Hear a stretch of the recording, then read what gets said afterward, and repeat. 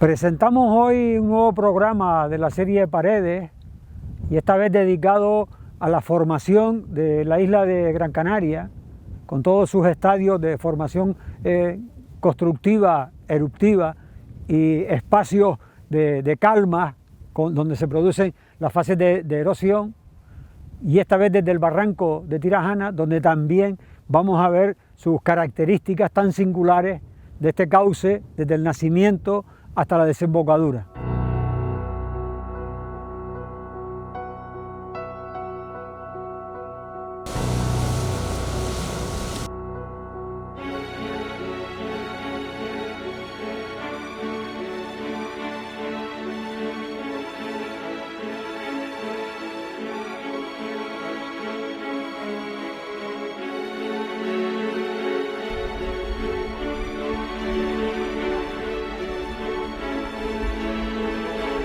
Toda isla volcánica es el resultado de dos grandes procesos, la construcción volcánica, la fase de erupción y los desmantelamientos erosivos. En esta fase del barranco Benito vamos a observar claramente estos dos grandes procesos en este centro de Gran Canaria, ¿no? Sí, así es. Como comentas, el crecimiento de una isla tiene esas dos fases. En el caso de Gran Canaria, además, dividida por diferentes periodos, hasta 3 periodos muy significativos. En nuestro caso, en Tirajana, por ejemplo, estamos viendo cómo esa isla que se ha ido formando durante millones de años acaba en un periodo relativamente corto de tiempo de desmontarse o desplazarse y vaciarse hasta llegar al mar. Tirajana es un claro ejemplo de ese fenómeno erosivo de desmantelamiento de una isla volcánica. Tenemos a nuestra trasera todos esos grandes frentes y todas esas grandes masas deslizadas que podemos ver dentro del barranco, que nos hablan por lo menos a los geólogos de todos esos movimientos acaecidos en el tiempo y que han permitido formar este maravilloso circo, esta caldera erosiva que tenemos en el centro de nuestra isla de Gran Canaria.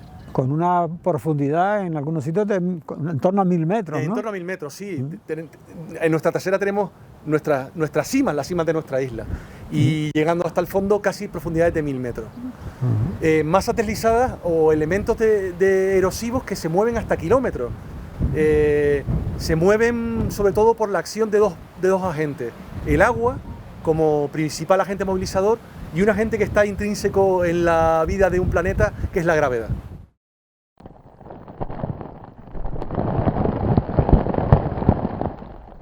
En todo el círculo de la caldera vamos a encontrarnos unos grandes cantiles que son la parte descarnada de esos deslizamientos que estamos viendo aquí. Benito, el interés paisajístico natural de esta zona también es inmenso, ¿no? Es inmenso. Nosotros estamos hablando del valor geológico de una zona, estamos hablando del valor natural. Es el valor intrínseco que mezcla la geología, la vegetación, la cultura, el uso del territorio. El paisaje de la caldera es un paisaje significativo dentro de esta isla. Es un paisaje que marca a la gente que vive en la caldera y un paisaje visible para todos aquellos que vienen y pueden visitar este lugar. Importante la geología, pero importante también cómo la gente se adapta a ese territorio en movimiento. Ya nos acercaremos a algún lugar que ha tenido movimientos relativamente recientes y la gente ha sabido vivir en ese sitio, adaptarse a ese sitio, sus cultivos, sus casas, su vida. Vamos a ver cómo la caldera sirve de nacimiento a un barranco que nos va a conectar con un llano donde ahora vive y se desarrolla toda una sociedad, una ciudad nueva, donde esa agricultura ha tenido una relación directa y constante, no solo cultural, sino incluso económica, cultural y económica. Cuando se produce el vaciado de esta zona de la isla va a aparecer un elemento discordante, curioso, que conocemos como risco blanco, ¿no? Así es. El risco blanco es una intrusión, un elemento intrusivo que está metido dentro de toda esa masa de roca que forma la isla, y cuando comienza a erosionarse esta parte de la isla y formándose la caldera, aparece ese elemento geológico tan relevante. Pero no solo es relevante como elemento geológico, es relevante como elemento paisajístico. Sin duda es ese elemento que cuando uno se mete en la caldera tirajana tiende a fijarse porque es diferente, extraño, distinto. Ese color blanco, ese nombre tan sonoro, risco blanco. Risco y blanco, elemento paisajístico de interés. Porque hay que entender que la isla aquí fue mucho más alta que lo que está en la actualidad, ¿no? Sí, se supone que la isla de Gran Canaria ahora tiene una altura aproximadamente de 2000 metros, no llega, le falta muy poquito. Se supone que debió llegar a tener hasta 2500 metros de altura.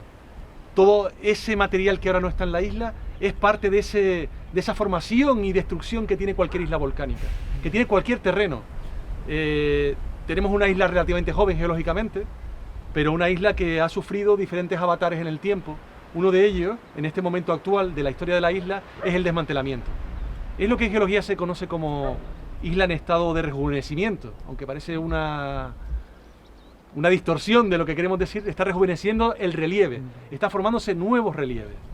En este entorno tan particular es muy evidente todos esos grandes riscos, cantiles, el risco blanco que ya lo hemos mencionado, y saliendo de la caldera es muy evidente todas esas estructuras que se llaman fortalezas, que se llaman cuchillos, que son morfologías que han sufrido ese paso del tiempo, esa erosión.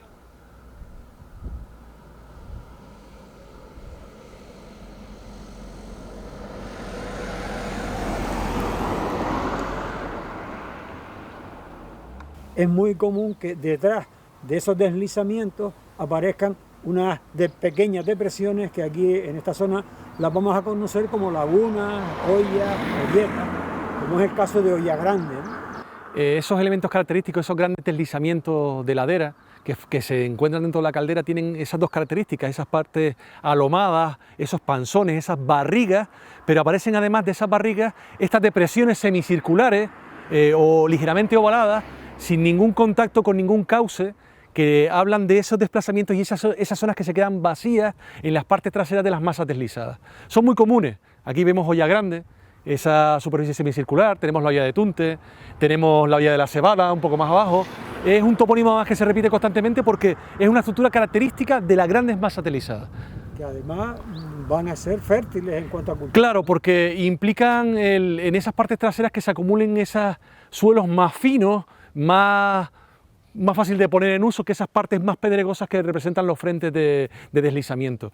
Y se convierten en esas zonas donde aparecen casas, cultivos, estanques, y que sirven un poco de pequeños núcleos que se van repartiendo por todo el interior de la caldera.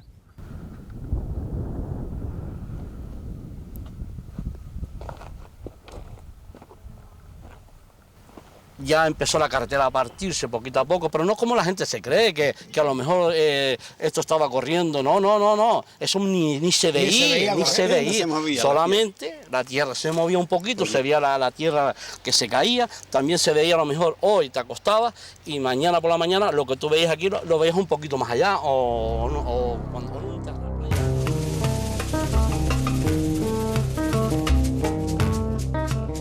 Estamos hablando probablemente de un deslizamiento que se vuelve a removilizar en el año 56 y con un ejemplo muy evidente aquí donde estamos ahora, que es el antiguo puente de Rosiana, donde se ve desplazado uno de los estribos con respecto al otro, porque la masa deslizada traslada y rompe el puente y rompe el camino que en ese momento funcionaba. Pero no solo se observa en el puente, lo podemos observar en la vegetación, sobre todo en las grandes palmeras que vemos aquí, y en algunas otras estructuras que hay dentro del pueblo, algunas casas, que se ven los muros tumbados, por ese movimiento que no deja de ser un movimiento de base, pero que mueve toda esa masa de tierra con respecto a esta masa que tenemos en este lateral.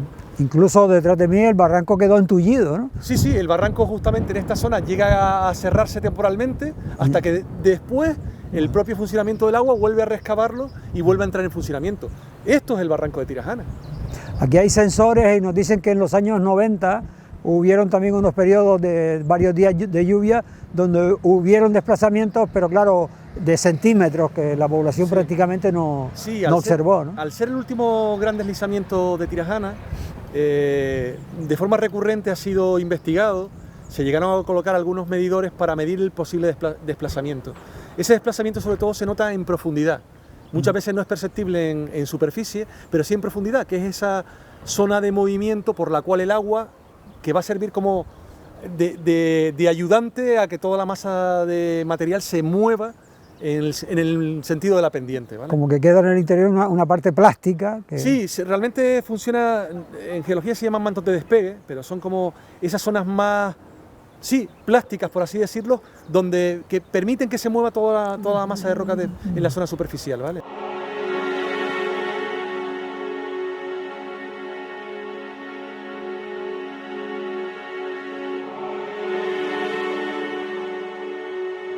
Entre la gran depresión de la caldera y los llanos del litoral, el del Taico, de los llanos de Sardina, nos vamos a encontrar el canal de desagüe de unos 10 kilómetros llamado Barranco de Tirajana, donde podemos apreciar el relieve de esta zona. Ese elemento de unión que es un gran cauce profundo, encajado en las estructuras antiguas de la isla de Gran Canaria. Un cauce profundo, donde el relieve sin duda es ese elemento geomorfológico de interés. El relieve formado por rocas de diversas características y que forman un paisaje de singular naturaleza. Es muy obvio en la forma del barranco ver dos grandes llanos a ambos lados, como dos terrazas elevadas y cómo el barranco se ha ido encajando, pero no solo se ve eso, podemos ver materiales muy antiguos de edad miocena en el lado derecho. Sin embargo, podemos ver aquí justo al lado esos relieves del fondo que nada tienen que ver con esas rocas que tenemos en el lado derecho. Esos dos grandes relieves que forman las dos fortalezas o tres fortalezas que dominan el cauce del barranco y que son elementos muy significativos del relieve. Aquí justamente podemos ver una primera parte y al otro lado estaría el cauce principal y ese relieve en medio que tiene unas características muy particulares.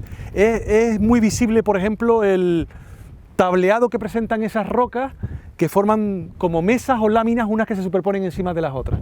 Como corrientes de lava superpuestas. Eso es, esa es la idea, son elementos lábicos que se van superponiendo uno a la otra y lo que estamos viendo ahora es el fruto de la erosión del barranco sobre esos elementos. Estamos viendo los restos de ese relieve que antes teníamos y que formaban una unión izquierda y derecha y cómo el barranco ha encajado. Hay que decir que ese barranco sigue a día de hoy en funcionamiento, es un barranco activo que sigue reexcavándose en esos materiales. No con la intensidad de las épocas pasadas, no con la intensidad del momento en el que se formó la caldera tirajana y esos grandes deslizamientos y todo ese gran abanico aluvial, pero a día de hoy sigue siendo un barranco funcional que actúa como tal, como canal de desagüe de las aguas de lluvia desde la zona de cumbre a la zona de costa.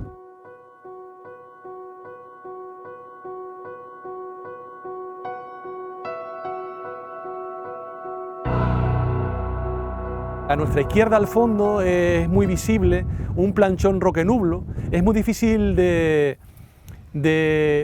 contextualizar geológicamente porque lo que sí se observa parece lo que en geología se llama superficie hamoki, que es una superficie deslizada, con una especie de panzón que se encaja en un relieve antiguo. No sabemos exactamente la procedencia de ese panzón, pero sí es un material brechoide, típico de lo que se llama la brecha roquenublo, y lo que sí que podemos ver es que aparece como encajado y formando en algunos puntos.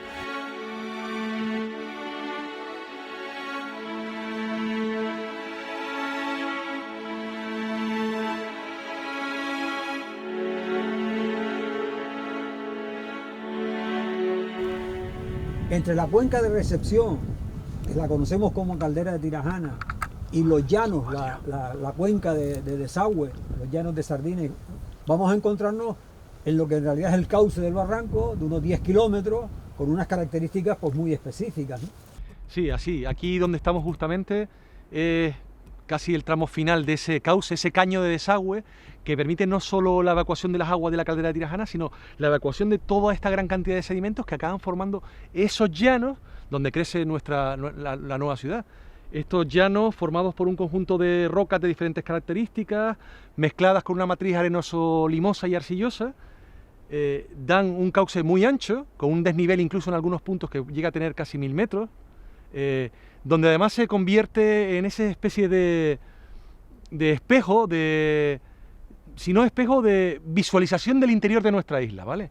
Encontramos justamente en esta zona además, a ambos lados, rocas muy antiguas, rocas que son miocenas. Estamos hablando de rocas que pueden tener perfectamente 7-8 millones de años, ignimbritas, mezcladas, superpuestas, unidas, excavadas en esos antiguos cauces que formaron y dieron origen a esta isla de Gran Canaria, ¿vale? Tenemos ahora el cauce actual, un cauce actual que aunque a simple vista parezca que no es un cauce activo, sí que lo es. Por aquí corre agua. Cuando las lluvias son incesantes, es el desagüe de toda esa caldera de Tirajana que acaba llegando a los llanos. ¿Por qué esta forma de U que tiene el barranco en este momento, en esta zona? Es interesante porque los barrancos generalmente la erosión fluvial suele producir una forma en V, típica en V, es la erosión típica fluvial, pero cuando nos encontramos estos barrancos con estos fondos tan planos, normalmente suelen estar asociados a, sobre todo, cambios de nivel del mar, ¿vale? Puede ser también, el origen de los cambios puede estar también en basculamientos de la isla, de la propia isla que bascula por su propio asentamiento hacia un lateral o otro. Se supone que la isla de Gran Canaria ha basculado hacia el oeste, con lo cual la parte este se ha ido levantando. Esa diferencia, ese acomodarse del cauce a esas variaciones en el nivel del mar, es lo que hace que en muchos casos aparezca el fondo del barranco de una manera plana y no veamos la forma en V tan característica de los barrancos. También hay que tener en cuenta que Tirajana es un barranco, el barranco de Tirajana es un barranco muy potente, con una cuenca de desagüe muy grande. La capacidad de recepción de agua y la capacidad de transporte de sedimentos de esa agua ha sido muy incesante y muy potente. De hecho, ahí tenemos ese abanico aluvial que demuestra que todos esos materiales han tenido que ser canalizados, transportados y depositados en ese punto. Pero es que esos sedimentos y esa agua no solo transporta, sino también tiene una parte erosiva que es capaz de excavar en la isla ese cauce que sirve de canal de desagüe. Porque este barranco incluso ha sido colmatado en algunos momentos y vuelto a formarse, ¿no? Sí, justamente en la zona trasera hemos dejado lo que llamaríamos en geología una terraza levantada, que no es otra cosa sino que un depósito de materiales aluviales, que en algún momento el barranco vuelve a reexcavar y se encaja dentro de ese depósito. Así veremos que aparecen determinados puntos a lo largo del barranco donde esas terrazas elevadas son claramente visibles y donde veríamos este material que vemos desperdigado por el suelo repartido en la verticalidad del terreno.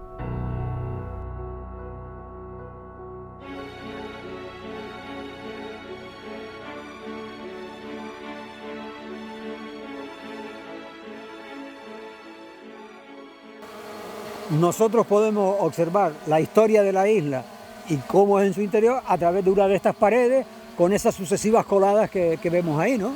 Sí, sin duda un barranco no deja de ser el escaparate, esa pantalla que nos enseña cuál es el interior de nuestra isla. ¿Por qué? Hasta 8 niveles diferentes de roca, desde la parte alta hasta la parte de abajo. Es interesante ver incluso cómo apoyándose en la estructura rocosa que excava el barranco, el hombre, el ser humano, nuestros ciudadanos, nuestros vecinos han conseguido instalar todas esas infraestructuras hidráulicas que somos capaces de ver, ¿no? ¿Qué ocurre? Que normalmente nuestro frente rocoso aparece tapizado de vegetación, podemos ver vegetación de diferentes tipos, vemos vegetación introducida, tenemos todas esas tuneras indias, vemos algunos palos por ahí enrocados, y se puede ver mucha vegetación tapizando, pero no solo tapiza, sino la propia erosión no influye solo la excavación que hace el agua, sino la gravedad que es inherente, es la que nos deja caer todos esos terrenos que vemos y aparecen tapizando con ese material más suelto que tapiza toda la roca, ¿no?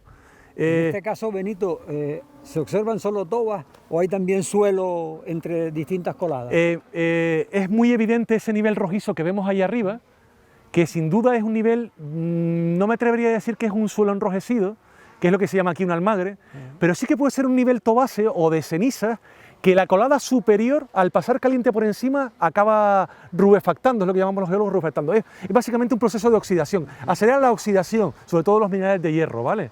Es evidente también la disyunción columnar muy visible en esos frentes de roca mucho más competentes, ¿no? Son esas estructuras así como en columnas que somos capaces de ver en el barranco. Tenemos arriba probablemente los materiales más recientes que tenemos en esta zona, ¿vale? Siempre hay que ver la geología como lo inferior, lo más antiguo, y lo superior, lo más reciente, ¿vale? El barranco sería, en este caso, el material más reciente porque es la erosión del interior, erosionando todo eso que es más antiguo, ¿de acuerdo? Ya estamos viendo que desde épocas muy pasadas el aprovechamiento del agua ha sido, por necesidad, un recurso que ha demandado el construir esas infraestructuras tan significativas, pero además infraestructuras que si las vemos a día de hoy están casi completamente mimetizadas con el terreno. Podemos decir que es un trabajo casi manual, pero además mimético, como costaría incluso a una persona que no tiene el ojo hecho ver y visualizar claramente cómo la infraestructura ha quedado tapizando ahí y forma casi parte de la propia. Los cauces tienen una gran riqueza industrial.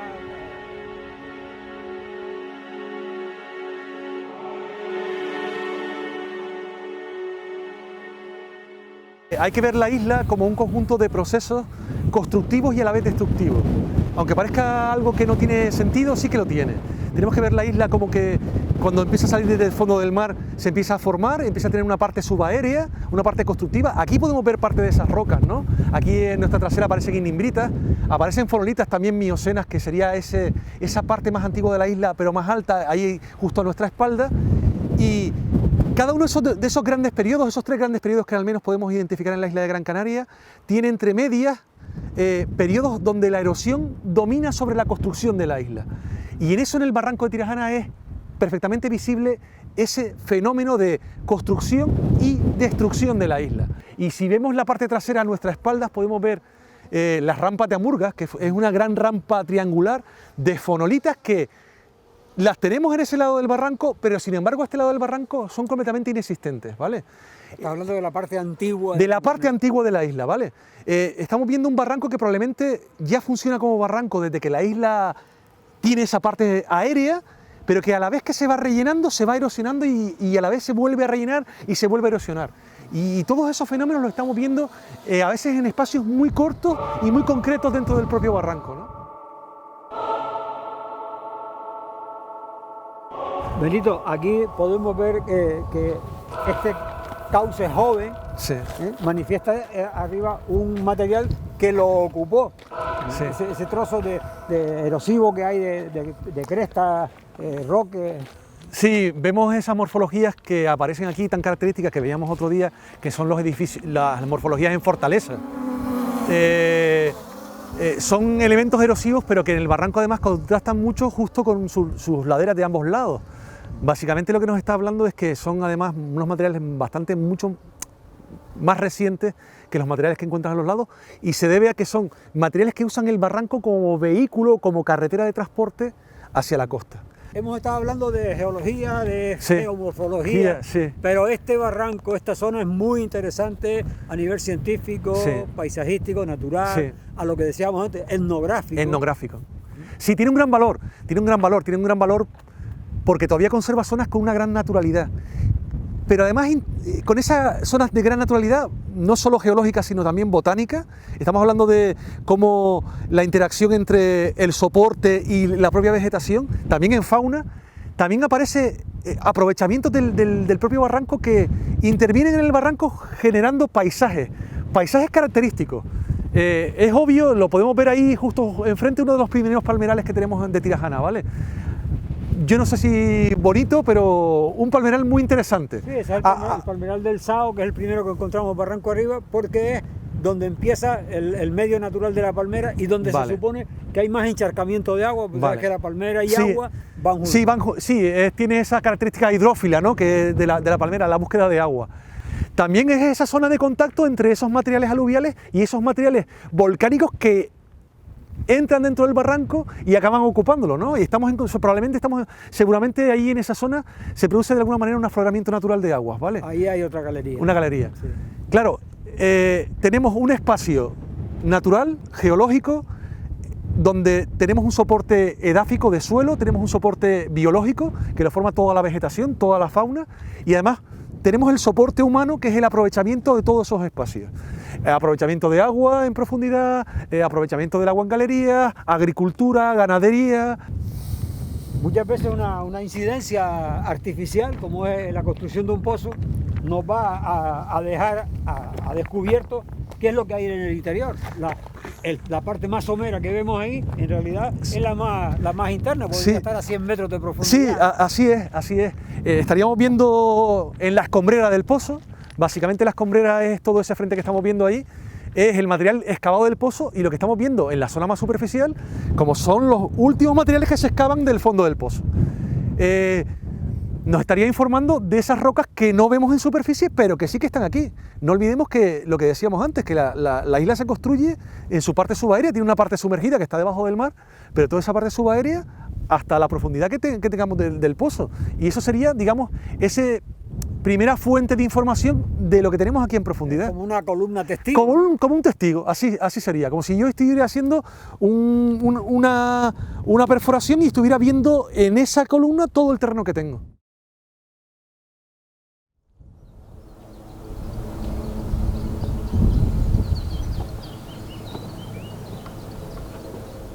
La forma tan característica de Gran Canaria hace que tengamos unos grandes barrancos y radiales.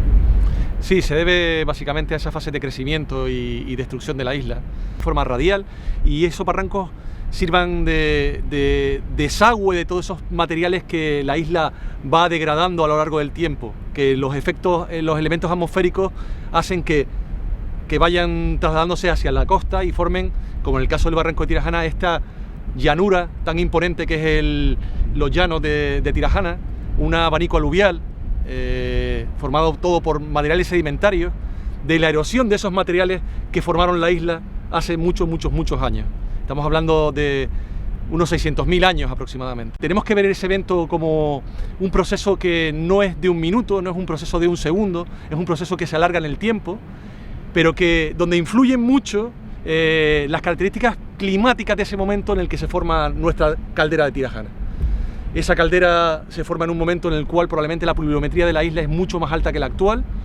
Esas grandes alturas que tiene la isla en ese momento ayudan por gravedad a desplazar todos esos materiales que son canalizados por el barranco y depositados en un abanico, en una forma de abanico que se ve aquí ahora en la costa, estos llanos tan imponentes formados por todos estos materiales, donde todas las rocas que nos rodean proceden de esa zona interior de la isla.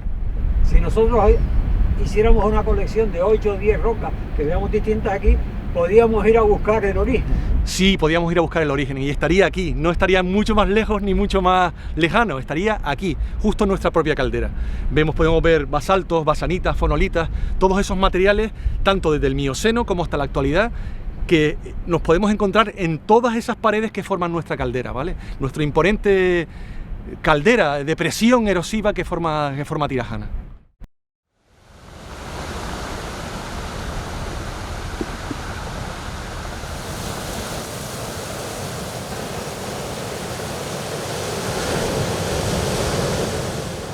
Este gran depósito aluvial, con más de 10 kilómetros de costa, desde Bahía de Forma hasta el Castillo del Romeral, tropieza con el mar que va a intervenir sobre él, ¿no?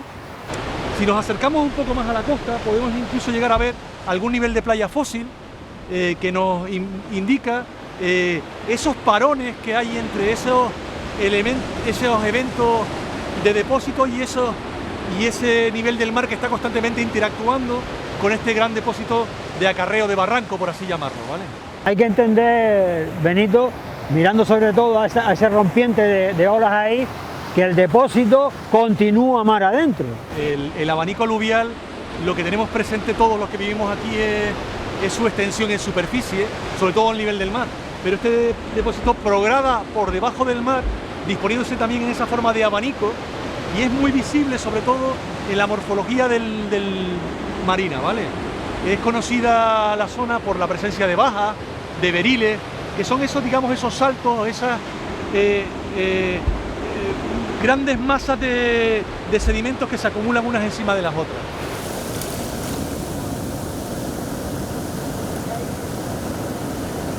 Hoy en día, con el aumento del nivel del mar, esa acción va a ser seguramente mucho más significativa sobre el Cantil. Va a ser más evidente. Hay que pensar que si la ola máxima actual puede llegar a 2, 3, 4 metros, con un nivel del mar sobre todo 1 metro o 2 metros por encima, esa ola va a superar esas zonas donde ahora están afectadas. Ese Cantil sigue en retroceso, no solo por el aumento del nivel del mar, sino porque es la acción erosiva del mar sobre un depósito que está en contacto justamente con ella. Y obviamente no hay ningún aporte.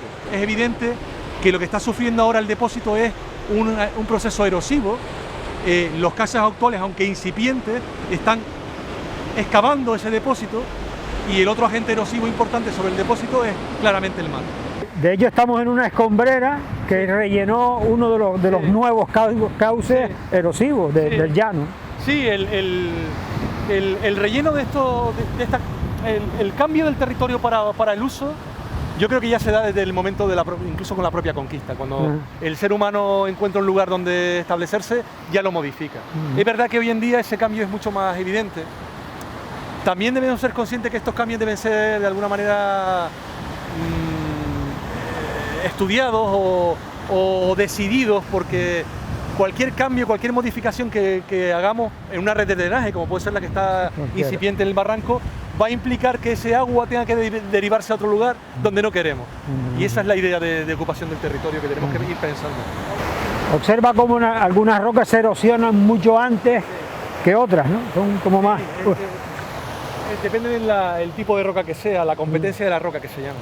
Las rocas volcánicas son rocas muy cristalinas, que tienden a ser rocas de mucha dureza, pero a la vez, al ser materiales volcánicos que se han formado recientemente, tienden a meteorizarse muy rápido.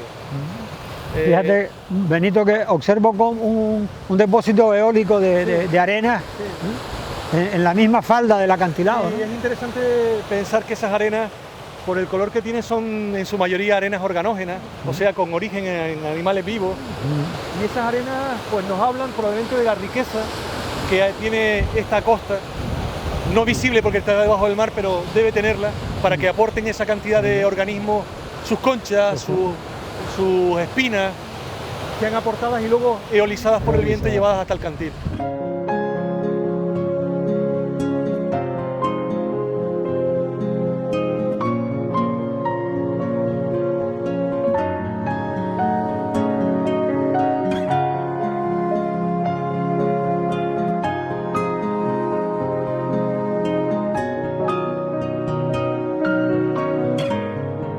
Comentar, Benito, que en toda esta línea de costa de unos 10 kilómetros solo vamos a encontrar un afloramiento de roca antigua o más antigua que los depósitos que tiene encima, ¿no? Sí, así es en esta parte del abanico aluvial, donde aparece justo debajo de donde estamos un afloramiento rocoso, probablemente son materiales miocenos, un basalto, una basanita, rica en minerales oxidados, tableada, con cierta dilución columnar, con bacolas rellenas de carbonato, una roca muy antigua. Digo insertos, pero no es inserto, realmente es el depósito aluvial el que fosiliza, tapa esa roca que está previamente en esta zona. Es lo que hablábamos en otro momento, en los cuales el abanico aluvial crece dentro del mar con todo ese depósito sedimentario que va llegando. Aquí además podemos ver una pequeña incisión que a posteriori del depósito se hace en el aluvial y que nos informa básicamente de esa actividad que tiene el agua a posteriori del depósito. O sea, que esta barranquera sería la erosión reciente. La erosión reciente de ese depósito, ¿vale? De ese depósito aluvial.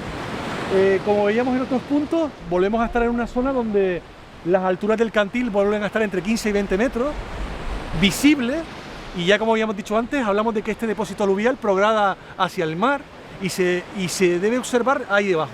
De hecho, la batimetría, que es básicamente la morfología submarina, nos indica esa existencia de ese depósito ahí abajo, en esa disposición en abanico.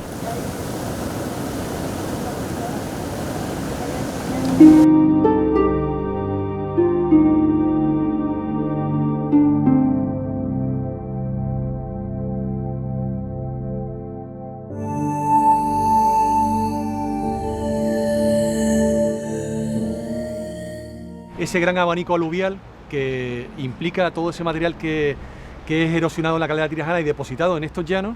Aquí vemos un claro ejemplo, un depósito que puede tener perfectamente entre 12 y 15 metros. Ya veíamos que la costa también tenía casi 20 metros, pero estamos como a 3 kilómetros, 2-3 kilómetros de la costa, y vemos las características de este depósito sedimentario, casi con la competencia de una roca, un conglomerado para los geólogos, ¿vale? Un depósito de gruesos, heterogéneo, con cierta estabilidad. Lo que podemos ver es justo encima del conglomerado lo que en geología llamamos un suelo puro y duro, un suelo limoso arcilloso, de color rojizo. Es un suelo muy característico en todos estos llanos, los recubren, de ahí muchos de los topónimos de la zona, llanos del polvo, se refiere a este suelo de ese color rojizo, fino. Hay muchas teorías sobre el origen de estos suelos, ¿vale? Algunas últimas teorías hablan de de que estos suelos tienen aporte de materiales procedentes de nuestras calimas que nos afectan constantemente. En el viaducto que cruza el barranco de Tirajana, a la altura del hipódromo, justo un poco por debajo, ahí se hicieron sondeos y se perforaron entre 40 y 50 metros sin encontrar la roca de base, ¿vale? La idea era encontrar la roca de base por si había que apoyar las pilas del viaducto en el terreno inferior y no se llegaron a encontrar. 40 a 50 metros de materiales aluviales similares a los que vemos aquí.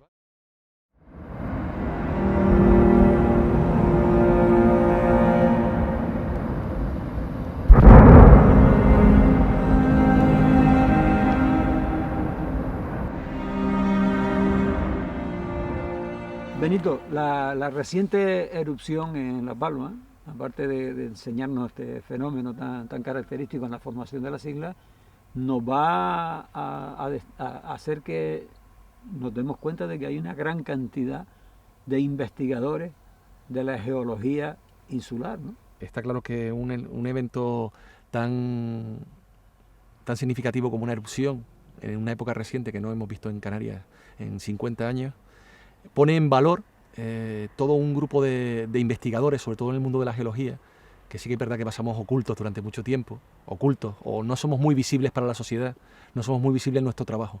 Pero sí, desde muchos años hay una cultura de geología en este país muy importante, sobre todo en el vulcanismo. Tenemos la gente de Araña, la gente de Fuster, que llevan trabajando en el vulcanismo de Canarias desde hace muchos años. Y de esas escuelas son muchos de los geólogos actuales, ¿no? Hijos, padres, hijos, hasta el día de hoy. Pero sí, el reciente vulcanismo de La Palma ha puesto de manifiesto y ha puesto en valor la profesión del geólogo, el valor investigador que tiene un geólogo en el conocimiento del lugar donde vivimos, de cómo se manifiestan los diferentes fenómenos y cómo evolucionan los fenómenos. Sí, ha sido claramente una puesta en valor, sin duda.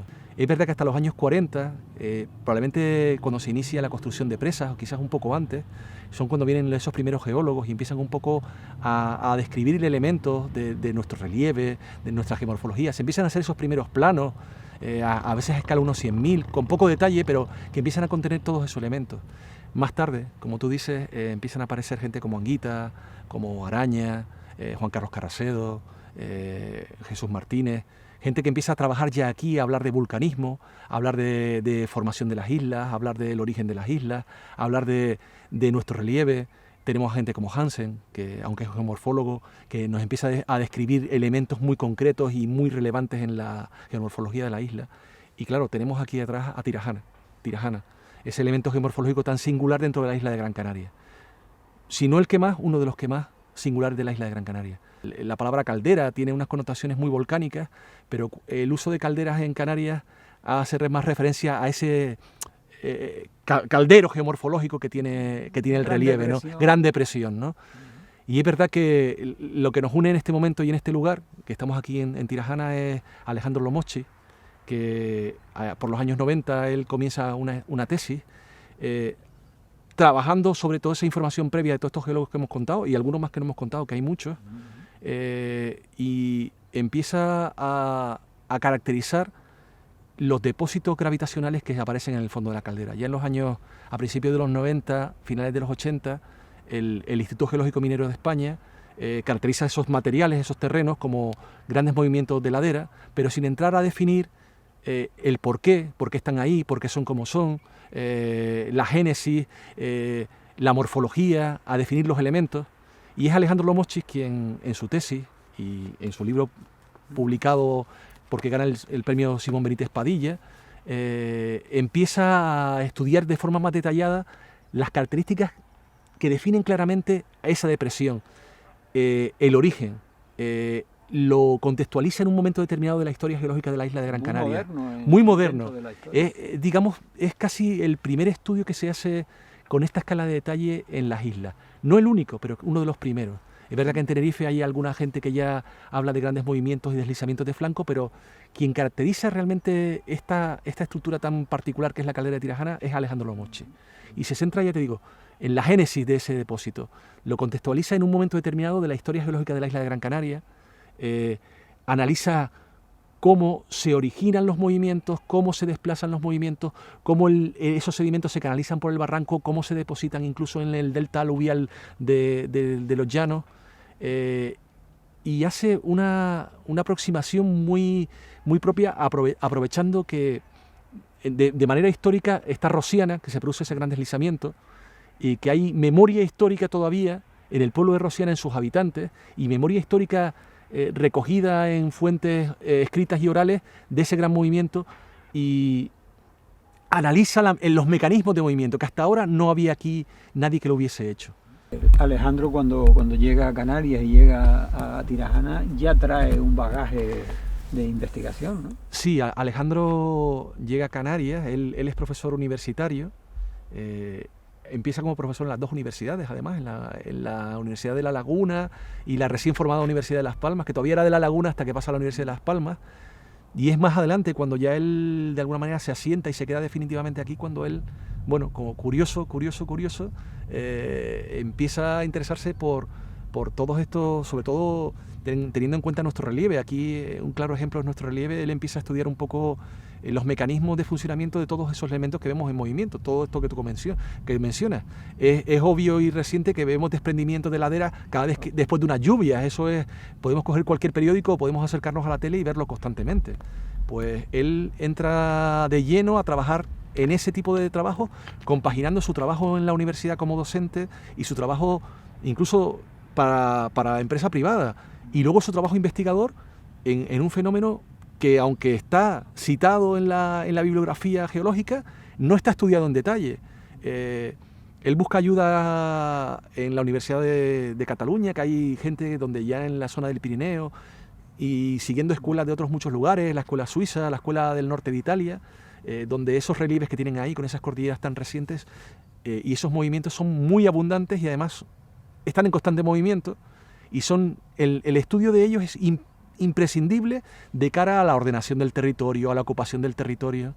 Él, en algunas conversaciones hablando con él, la idea que tenía de alguna manera era también que esto sirviera a la sociedad como conocimiento de cara a la ocupación de un territorio que al final acabamos ocupando de una manera un poco desordenada.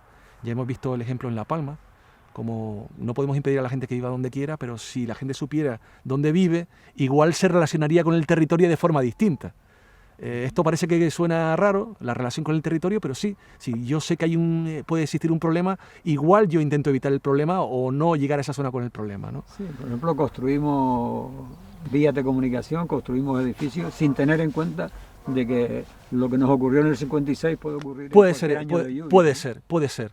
Y de hecho, Alejandro en su propia tesis introduce el elemento climático, que es algo que hasta en ese momento en las islas no se hace. A escala humana no llegamos a apreciar esa diferencia. Siempre decimos, bueno, llovía más cuando era pequeño, pero no somos capaces de entender que igual hace 600.000 años la pluviometría o las lluvias que habían en las islas eran completamente diferentes.